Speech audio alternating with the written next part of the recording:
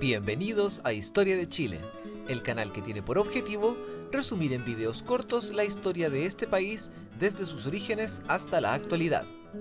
En este video estudiaremos la conquista del Tahuantinsuyo, más conocido como Imperio Inca, sus características y cómo sus resultados influyeron en la exploración e incorporación de otros territorios, como por ejemplo Chile. Al igual que en ocasiones anteriores, no está de más aclarar que no realizaremos un estudio detallado de este proceso, sino que solo se construirá un relato que sea funcional para explicar cómo rayos terminaron los españoles en el territorio que actualmente ocupa Chile. Antes de seguir, es preciso recordar el episodio anterior y cómo sus resultados terminaron configurando una forma de pensar y proceder de los conquistadores hispanos.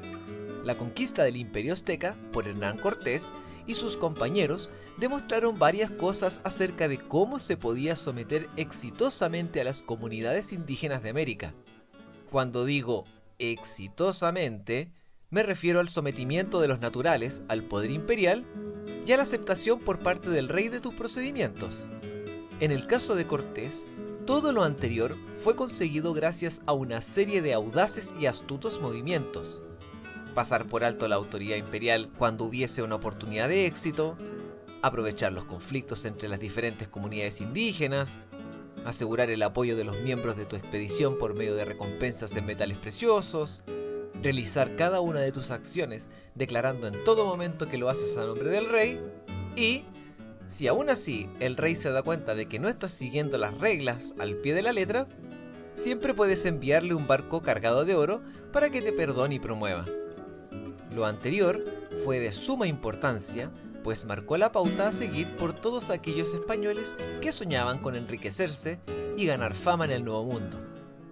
Vamos a ver entonces qué sucedió a continuación. Antes de entrar de lleno al asunto, es preciso que aclaremos cuál era la situación de aquel mundo que más tarde sería llamado Perú. La zona de los Andes centrales y las serranías aledañas habían visto en los cientos de años anteriores a la conquista española ascender y caer a una serie de grandes civilizaciones que fueron configurando el bagaje cultural que caracterizaría a la región. La última de ellas había sido el poderoso estado levantado por la etnia de los quechua, el cual había logrado conformar un gran imperio llamado Tahuantinsuyo, que en quechua significa las 4 regiones del mundo. A lo largo de los 2 siglos habían logrado someter e incorporar a sus dominios a una gran cantidad de pueblos, más de 2 millones de kilómetros cuadrados y una población que se estima en unos 10 millones de habitantes.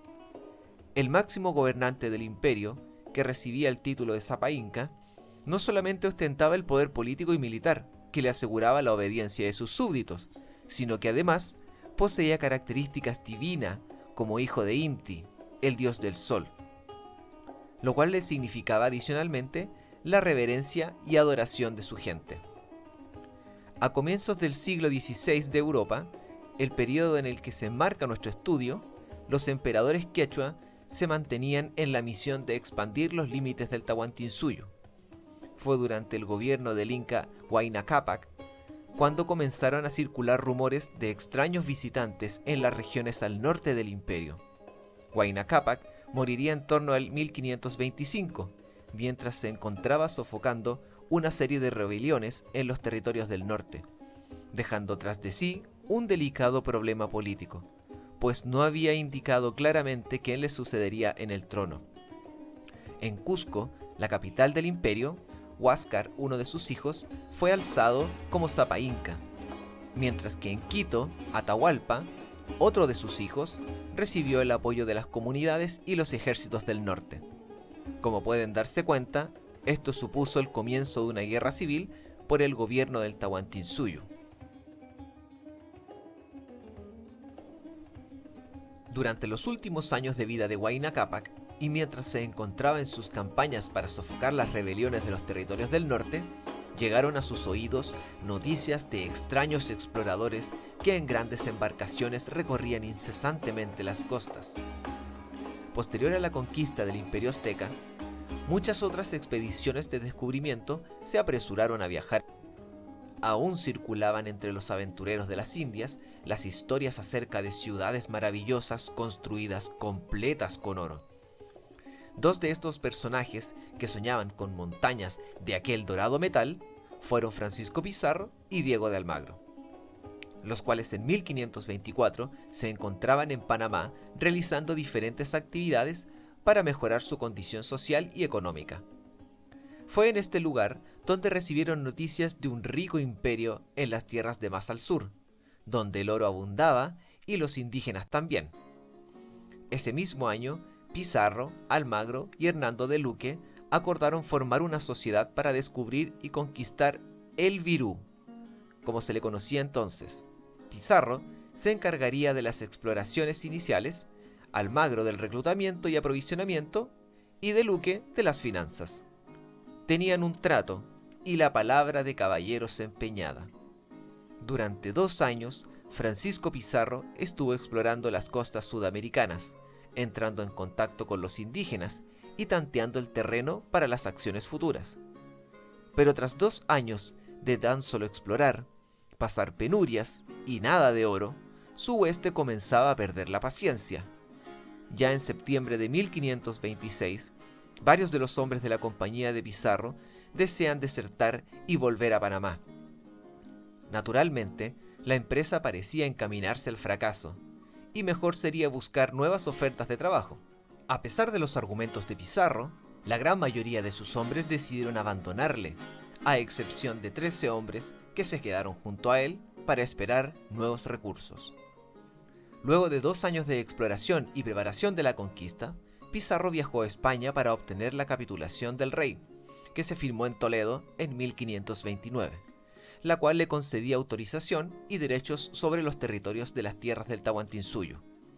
A su regreso a Panamá, Pizarro y sus socios ajustaron los últimos detalles de la empresa de conquista, zarpando el primero en 1532, acompañado por alrededor de 180 soldados.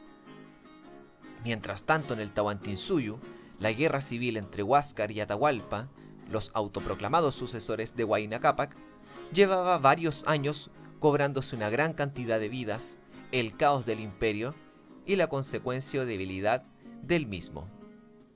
El mismo año europeo de 1532, las fuerzas de Atahualpa habían logrado imponerse sobre las de su rival, el cual había terminado siendo apresado y conducido a la capital Cusco. En ese mismo año, los chasquis, mensajeros del Tahuantinsuyo, habían comunicado a Atahualpa el desembarco de los extraños hombres que hace años llevaban dejándose ver en las costas del imperio. Entonces envió a los chasquis para que comunicaran a los forasteros que el Sapa Inca deseaba reunirse con ellos en la fortaleza de Cajamarca. Contando con paso libre, concedido por el propio Sapa Inca, los españoles se encaminaron hacia el punto de reunión. Durante su marcha, los extranjeros pudieron constatar que el Tahuantinsuyo se trataba de una civilización altamente organizada y avanzada, lo cual acrecentó sus aprensiones y temores. Pizarro llegó a la conclusión de que una compañía de menos de 200 hombres no sería capaz de someter a aquella civilización tan poderosa. Por lo tanto, y para evitar la dificultad y el desgaste enfrentado por Hernán Cortés al conquistar México Tenochtitlán, sería preciso planificar un único y gran golpe de fuerza al mismísimo corazón del imperio. Los españoles, al llegar a la fortaleza de Cajamarca, la encontraron vacía, lo cual incrementó sus temores. No obstante, Atahualpa y su séquito se encontraban en un manantial cercano, sin mucho apuro por encontrarse con los forasteros. Corría el mes de noviembre de 1532, cuando Atahualpa, junto a su comitiva de músicos y bailarines, ascendió a la fortaleza de Cajamarca para reunirse con aquellos curiosos extranjeros. No consideró necesario hacerse acompañar por los cerca de 30.000 soldados que traía. Un grupo de hispanos se apersonó para las presentaciones y los primeros intercambios de palabras.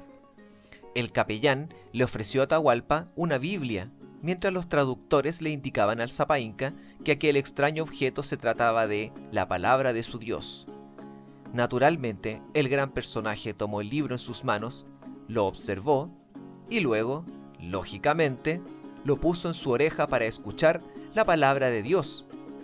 Y como no escuchó nada, arrojó aquel objeto al suelo.